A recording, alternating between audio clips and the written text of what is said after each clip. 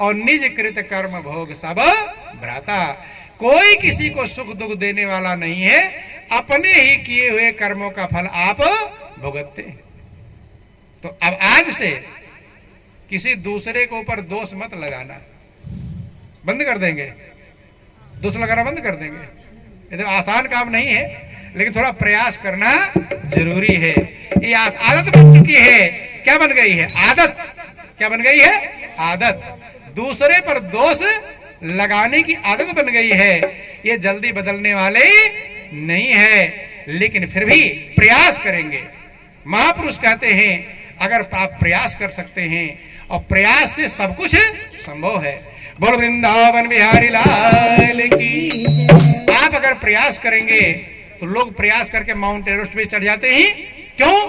क्योंकि आपको अगर कुछ कष्ट मिल रहा है तो आप ही के कर्म हैं, उसमें पड़ोसी जिम्मेदार नहीं है, बेटा जिम्मेदार नहीं है, पत्नी जिम्मेदार नहीं है, भाई जिम्मेदार नहीं है। वो तो एक माध्यम है, और दोष किसका है?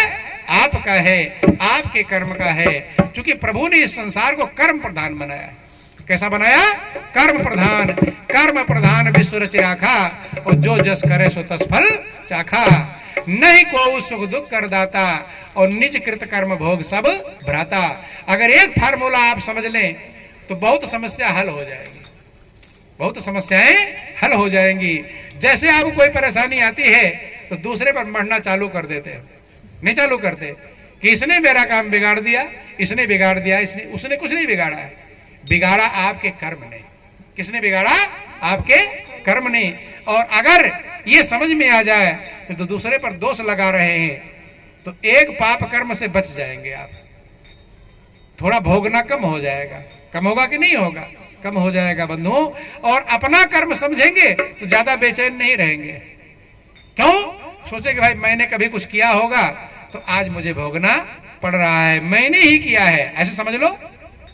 जैसे कोई सामान किसी दूसरे से गिर जाए, पानी बिखर जाए या भोजन बिखर जाए, तो तुम्हें उठाने में अच्छा लगेगा? उसी से को चल उठा, तो नहीं गिराया, कहेंगे नहीं कहेंगे? और खुद गिरे तब उठाओ, तब अपने उठाओगे, सोचोगे मुझसे ही गिरा है और लाओ अब समेटे, नहीं समेटते।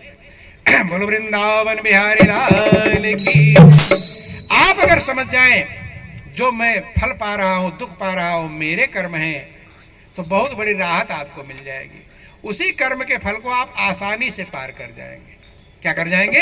लेकिन जब दूसरे सोचते दूसरे ने बिगाड़ा तो गुस्सा आता है आपको। क्या आता है? क्रोध आता है, उल्टा सीधा बकते हैं, गालियां बकते हैं, झगड़ा लड़ाई करते हैं, तो एक कर्म और बिगड़ना चालू हो जाता है, नहीं चालू होता है। बोलो वृंदावन बिहारी लाल की। क्या क्या मुझे प्रभु ने दिया है, अगर इस बात को आप गौर कर ले तो आपका जीवन आनंद मग्न हो जाएगा। लेकिन ध्यान वहां है जो नहीं दिया है, जो दिया है उसकी तरफ ध्यान नहीं है। ये छोटी सी कहानी आपको समझा दे, बात समझ में आ जाएगी। बोलो वृंदावन बिहारी लाल की। हम ये कह रहे थे कि भगवान सामने खड़े हो जाए तो सबके पास शिकायत होगी, लाइन लग जाएगी लंबी, नहीं समझ में? अगर भगवान कहीं खड़े हो जाया कर, पूरी लंबी लाइन लग जाएगी, शिकायत की लाइन लगेगी या धन्यवाद की लाइन? किसकी लाइन लगेगी?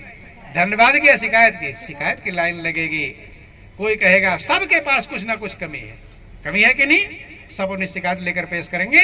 बंधु ध्यान देना, जिक्र आता है एक संत कहीं से आ रहे थे, उधर से दूसरी साइड से एक भिखारी आ रहा था। कौन आ रहा था? भिखारी। और भिखारी गालियां बकता हुआ। थोड़ा ध्यान देकर समझेंगे, थोड़ा समय है आपका। अगर कुछ बातें समझ में आ गई तो हो सकता कहीं आपका कल्याण हो जाए। महापुरुष कहते हैं एक घड़ी आधी घड़ी, आधी में पुनियाद, और तुलसी संगत साधु की कटे कोटि अपराध। कि एक शब्द गुरुदेव का और ताका अनंत विचार, हारे ऋषि मुनि सब जना, वेद न पावे पार। बंधु ध्यान देना, भिखारी उधर से गालियां बकता हुआ आ रहा था। संत को गाली की आवाज सुनाई पड़ रही है, उस रास्ते से इधर जा रहे, उधर से भिखारी, दोनों नजदीक पहुंच गए। संत सोच रहे गाली किसे बक रहा है, यहां अगल बगल कोई दिखाई नहीं पड़ रहा है। तो गाली किसी को बकोगे आप, वो सुने कि ना सुने, सुनेगा तभी तो बकोगे। और जो वहां कोई नहीं, किसे बक रहा है? संत ने विचार किया कि पागल भी नहीं है, सही सलामत दिखाई पड़ रहा है। पागल उल्टा सीधा बकता है, ये सही है और गाली बक रहा है। संत जब नजदीक पहुंचे तो बड़े प्रेम से कहते, भाई किसे गाली बक रहे हो? मुझे बक रहे हो क्या? भिखारी का तो नहीं महाराज, आपको क्या गाली, आपने क्या किया, आपको क्यों गाली बकूंगे? फिर किसे गाली बक रहे हो? उधर दूर दूर तक खाली मैदान है, यहाँ कोई दिखाई नहीं। भिखारी कहता है, महाराज सबसे बड़ा नालायक भगवान है। कौन है? सबसे बड़ा नालायक भगवान है। कभी घर में लड़ाई होता है ना, तो गाली बकना भगवान को चालू कर देते हैं। पत्नी को कहते हैं, भगवान ने तुझे ही मेरे लिए बनाया था, नहीं समझ में? और पति कहती, तुझे मुझे मेरे लिए बनाया था, नहीं है? अरे सही बनाया होता, भगवान कितना भी सही बना देगा, लेकिन तुम्हारा मन सही नहीं होता। कौन सही नहीं होता? मन। लेने वाला मन सही नहीं है तो कितना अच्छा बनाकर भेजेगा, लेकिन तुम सही ले पाओगे नहीं। बोलो वृंदावन बिहारी लाल की जय। भिखारी कहता है, सबसे बड़ा नालायक भगवान है। संत चौंक गए। क्या हो गए?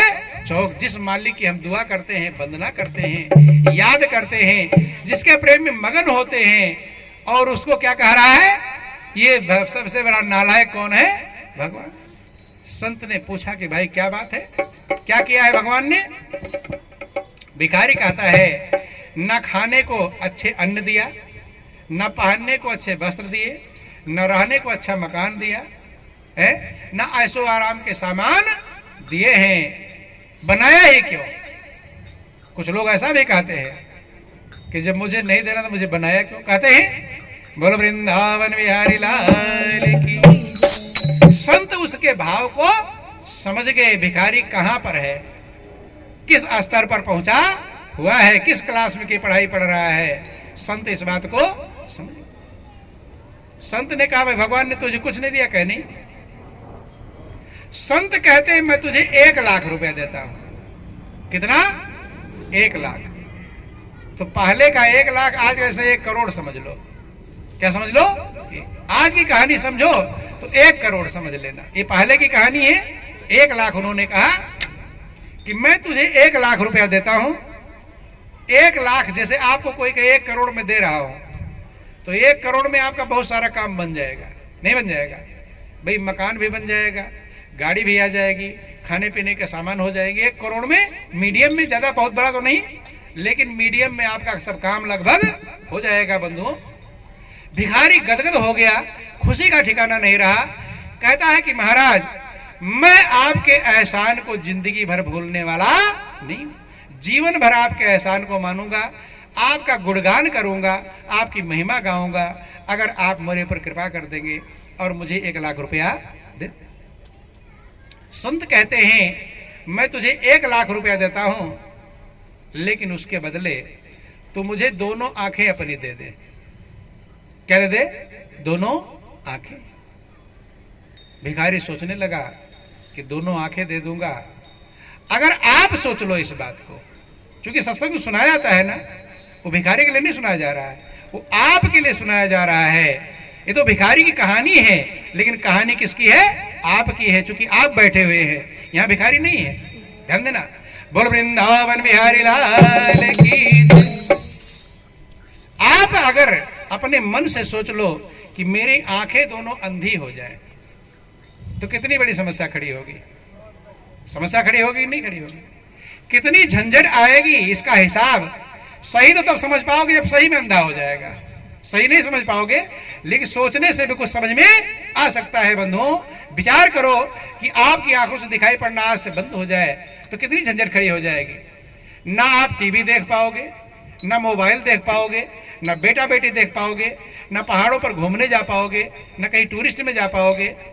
मच्छर मक्खी जो आपके भोजन में है, सबको एक साथ खा लोगे? नहीं खा लेंगे। लैट्रिन बाथरूम के लिए आपको कोई पकड़ कर ले जाएगा। अर्थात कितनी बड़ी समस्या खड़ी हो जाएगी, खाली आपकी आंख की रोशनी गायब हो जाए। समस्या होगी कि नहीं होगी? ध्यान देना। लेकिन इतनी बड़ी कीमती चीज आपको प्रभु ने दिया है, और लेकिन कभी धन्यवाद नहीं दिया कि हे मालिक, बहुतेरों को आपने अंधा बनाया। क्या बनाया? अंधा। लेकिन मुझे दोनों आंखें दे रखा है। कभी धन्यवाद दिया? भगवान के मंदिर में जाकर खड़े होते हैं, धन्यवाद देते हैं या मांगने जाते हैं? मांगने जाते हैं। मांगने, धन्यवाद नहीं। धन्यवाद कोई बिरला जाता होगा। भगवान भी सुन सुन करके शिकायत उसका कान भर गया होगा। नहीं, बोलो वृंदावन बिहारी लाल की जय, उमापति महादेव की। मांग मांग करके लोगों ने भगवान के कान को क्या कर दिया होगा? बंधुओं, कभी धन्यवाद नहीं दिया। भिखारी विचार करने लगा, अगर आंखें दे दूंगा तो मैं ना कुछ देख पाऊंगा। जो 1 लाख रुपया पकड़ाएंगे ना, मैं कैसे पहचानूंगा कि असली है कि नकली? कागज का टुकड़ा पकड़ा नहीं है ना, कुछ बेटा के देखना है, कुछ भी नहीं देख, सारा संसार हमारे लिए अंधकार बन जाएगा। और टेस्ट करना हो, एक दिन अपनी आंखें बंद कर लो पूरा और सारा काम करो उस दिन। देखो कितनी जगह टकरा कर गिरोगे। नहीं सो टेस्टिंग आ जाएगी, एक दिन में पता चल जाएगा। और जो कि आंख है, अपना टेस्टिंग करना कितनी बड़ी झंझट खड़ी। एक दिन बंद कर लो, लेटरिन बाथरूम जाओ, देखो गिरोगे कैसे? नहीं गिरेंगे। बोलो वृंदावन बिहारी लाल की। लेकिन दिया है